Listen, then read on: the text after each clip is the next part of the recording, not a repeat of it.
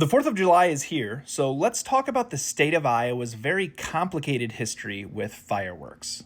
Prior to 1931, there was very little regulation around fireworks, really anywhere, and then in 1931, in the town of Spencer, northwest Iowa, a sparkler sparked a fireworks explosion, and basically the town burnt to the ground. Massive damage was caused. They actually had to dynamite certain buildings to try to create a fire break to contain the fire, but after 1931, the government of Iowa basically said, no more, like zero, kibosh, complete prohibition on fireworks.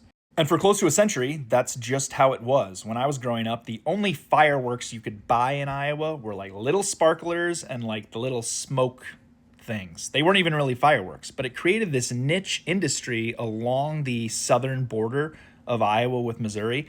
Pretty much every border crossing I've seen in that area had a large fireworks store on the Missouri side. So Iowans could get fireworks. They were accessible. People had them. It's not like it was complete dry of fireworks. You just really couldn't purchase them here. Then in 2017, Terry Branstad and the Iowa government basically said, okay, enough time's passed, enough's enough. You can have fireworks again. And people lost their minds.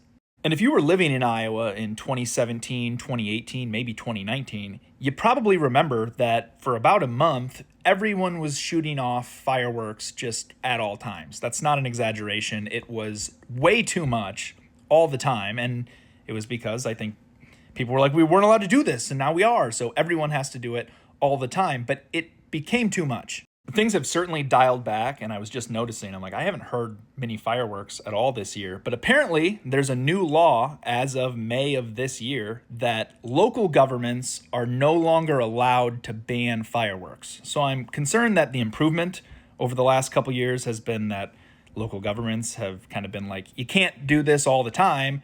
But now, for 3 days a year, July 4th, July 3rd, and New Year's Eve, unlimited fireworks, government can't do anything about it. So we'll see how the next couple days go, but interesting stuff.